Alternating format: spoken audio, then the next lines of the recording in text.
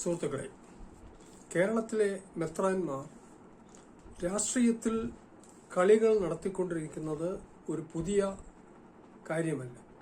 എന്നാൽ അടുത്ത സമയത്ത് പാർലമെന്റിൽ അവതരിപ്പിച്ച വഖഫ് ബില്ലിന് അനുകൂലമായി വോട്ട് ചെയ്യണം എന്ന് മെത്രാൻ സമിതി UDF MPമാരോട് ആവശ്യപ്പെട്ടത് പുതിയ ഇനത്തിൽപ്പെട്ട ഒരു കുളങ്കലക്കൽ പരിപാടിയാണ്. ഇതിന്റെ ലക്ഷ്യവും നേട്ടകോട്ടങ്ങളും എന്താണെന്ന് പരിശോധിക്കുവാനാണ് ഇവിടെ ശ്രമിക്കുന്നത്. മെത്രാന്മാരുടെ രാഷ്ട്രീയ കളി മനസ്സിലാകണമെങ്കിൽ കേരളത്തിൽ രാഷ്ട്രീയ പ്രക്രിയ ആരംഭിച്ച 20ാം നൂറ്റാണ്ടിന്റെ ആരംഭം മുതൽ അവർ നടത്തിക്കൊണ്ടിരിക്കുന്ന കളികളും ഇടപെടലുകളും ഓടിച്ചെങ്കിലും ഒന്ന് പരിശോധിക്കേണ്ടതാണ്. ഇന്ത്യയിലെമ്പാടും സ്വാതന്ത്ര്യ സമരം കത്തിജ്വലിച്ചപ്പോൾ കോൺഗ്രസിന്റെ ഒരു യൂണിറ്റ് രൂപീകരിക്കുവാൻ തിരുവിതാംകൂറിൽ കഴിഞ്ഞിരുന്നില്ല. 1938 മാത്രമാണ് തിരുവിതാംകൂർ സ്റ്റേറ്റ് കോൺഗ്രസ് രൂപീകരിച്ചത്. അതിന്റെ കാരണം ഇവിടുത്തെ ക്രൈസ്തവ നേതാക്കന്മാർക്ക് കോൺഗ്രസിനോടും സ്വാതന്ത്ര്യ സമരത്തോടുമുള്ള വിരോധം ആയിരുന്നു, എതിർപ്പായിരുന്നു. എതിർപ്പിന്റെ കാരണം രാജ്യം ഭരിച്ചുകൊണ്ടിരിക്കുന്നത് ഒരു ക്രൈസ്തവ ഭരണകൂടം ആയതിനാൽ സ്വാതന്ത്ര്യ സമരം ക്രൈസ്തവർക്കെതിരായ ഒരു സമരം ആണ് എന്ന കാഴ്ചപ്പാടാണ് ഇവരെ കോൺഗ്രസിന്റെ വിരോധികളാക്കി മാറ്റിയത്, സ്വാതന്ത്ര്യ സമരത്തിന്റെ വിരോധികളാക്കി മാറ്റിയത്. അതുകൊണ്ടാണ് തിരുവിതാംകൂറിൽ ഒരു കോൺഗ്രസിന്റെ ഘടകം രൂപീകരിക്കുന്നതിന് ഇവർ എതിർ നിന്നുകൊണ്ടിരുന്നത്. എന്നാൽ സ്വാതന്ത്ര്യം കിട്ടും എന്ന് ഉറപ്പായി കഴിഞ്ഞപ്പോൾ 1938 ആണ് ഇവിടെ സ്റ്റേറ്റ് കോൺഗ്രസ് ആരംഭിക്കുന്നത്. സ്വാതന്ത്ര്യം കിട്ടുന്നതിന് 9 വർഷത്തിന് മുൻപ് ആണെന്ന് ഓർക്കണം. അപ്പോൾ അത് ഉറപ്പായപ്പോഴാണ് ഇവിടെ സ്റ്റേറ്റ് കോൺഗ്രസ് ആരംഭിച്ചത്.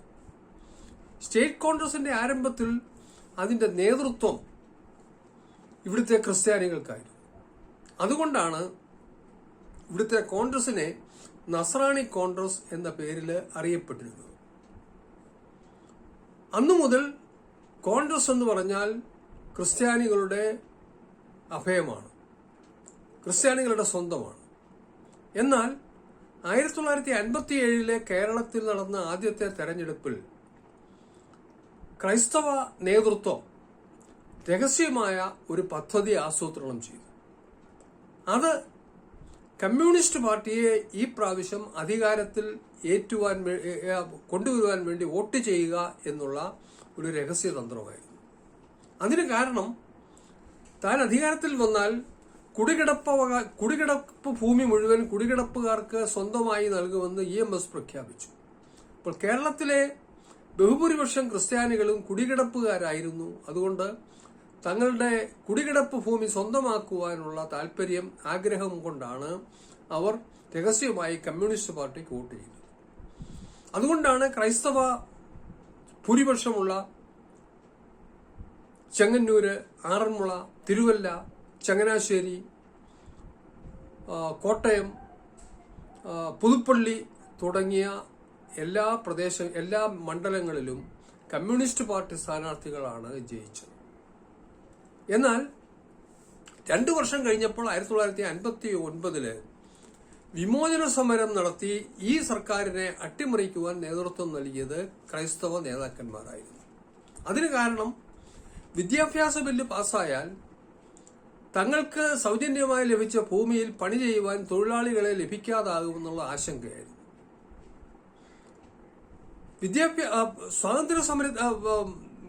വിമോചന സമരത്തിന് ഇവർ മന്നത്ത് പത്മനാഭനെ മുന്നിൽ നിർത്തി എങ്കിലും ഇതിന്റെ ശക്തി സ്രോതസ്സും ചരടുവലികളും എല്ലാം കേരളത്തിലെ ക്രൈസ്തവ നേതാക്കന്മാരായിരുന്നു, മെത്രാന്മാരായിരുന്നു എന്നുള്ളത് വളരെ വ്യക്തമായ ഒരു വസ്തുതയാണ്.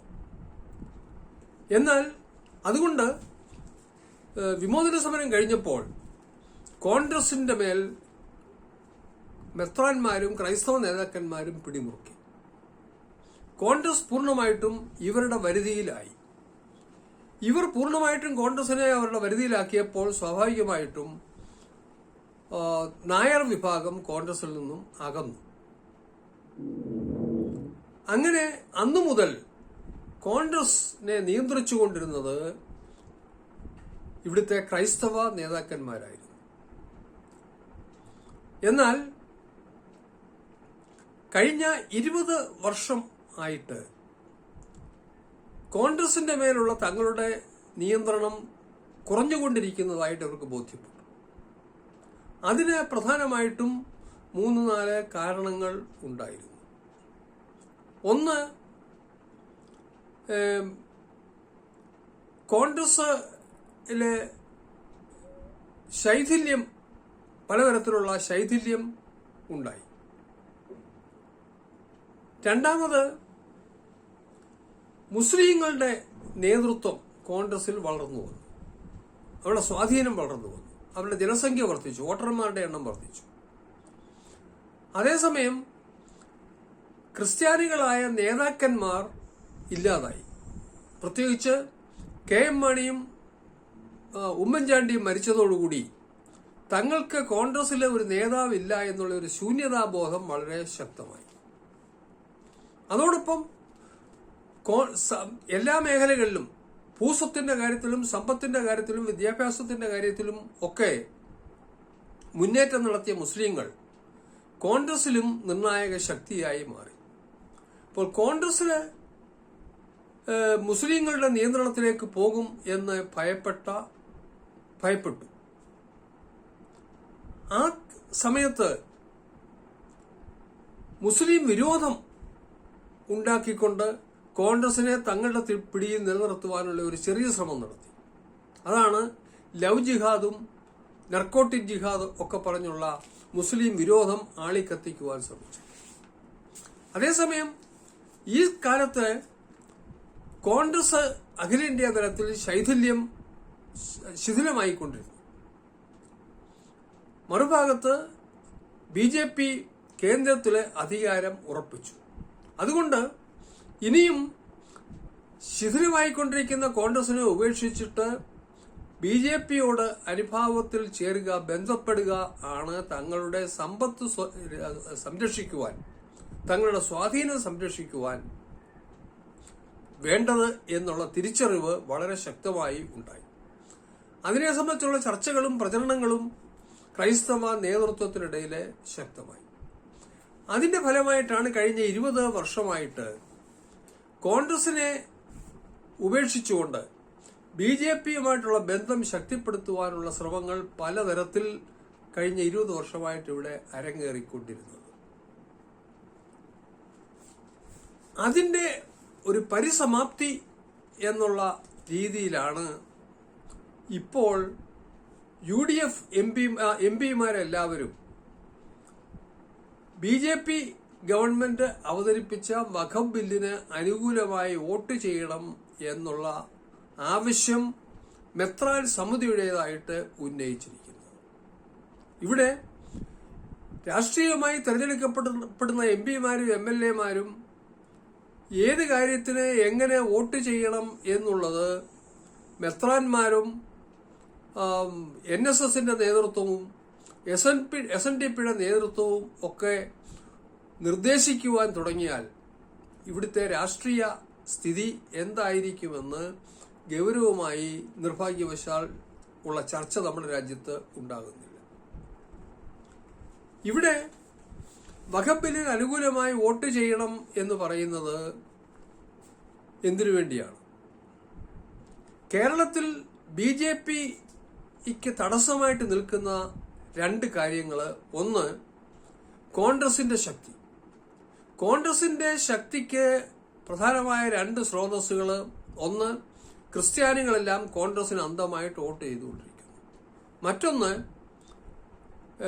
ക്രൈസ്തവ മുസ്ലിം ഐക്യം നിലനിൽക്കുന്നു. കോൺഗ്രസ് എന്ന് പറഞ്ഞാൽ മുസ്ലിങ്ങളുടെയും ക്രിസ്ത്യാനികളുടേതുമാണ്.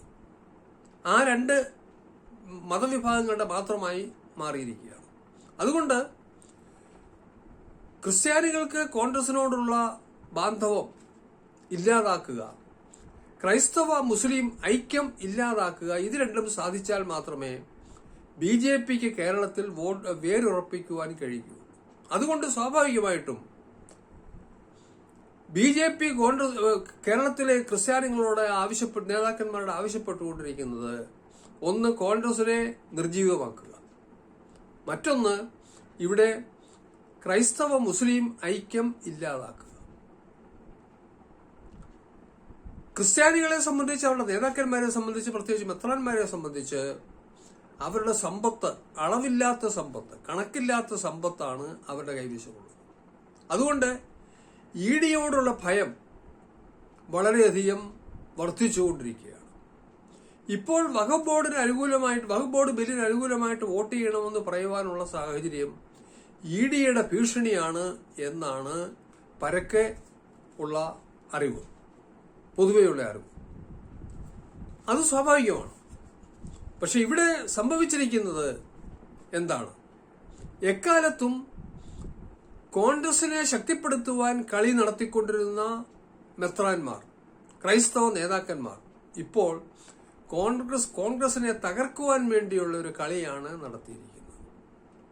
എക്കാലത്തും കുളം കലക്കി മീൻ പിടിച്ചുകൊണ്ടിരുന്ന ക്രൈസ്തവ നേതാക്കന്മാർ ഇപ്പോൾ കുളം കലക്കിയിരിക്കുന്നത് തങ്ങൾക്ക് മീൻ പിടിക്കുവാനല്ല, മറിച്ച് BJPക്ക് മീൻ പിടിക്കുവാൻ വേണ്ടി കുളം കലക്കിക്കൊണ്ടിരിക്കുകയാണ്.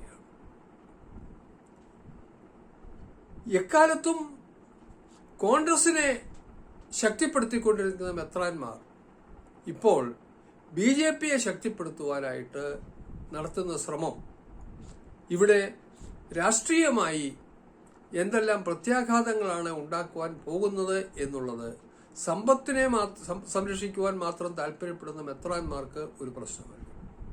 പക്ഷെ നിർഭാഗ്യവശാൽ ഇതിനെക്കുറിച്ച് ഗൗരവമായ ചർച്ചകൾ നടക്കാത്തതുകൊണ്ട് സാധാരണ ജനങ്ങളും ഇതിന്റെ പ്രശ്നങ്ങൾ തിരിച്ചറിയുന്നില്ല എന്നുള്ളത് നിർഭാഗ്യകരമാണ്. പ്രത്യേകിച്ച് ക്രൈസ്തവ മുസ്ലിം വൈരുദ്ധ്യം വർദ്ധിച്ചാൽ ഉണ്ടാകാൻ പോകുന്ന അപകടം എന്താണെന്ന് തിരിച്ചറിയേണ്ടതാണ്. ആ തിരിച്ചറിവ് ഉണ്ടാകുവാൻ സഹായകരമായ ചർച്ചകൾ ഉണ്ടാകട്ടെ എന്ന് പ്രതീക്ഷിച്ചുകൊണ്ട് എന്റെ വാക്കുകൾ ചുരുക്കുന്നു. നിങ്ങൾക്ക് എന്റെ നമസ്കാരം.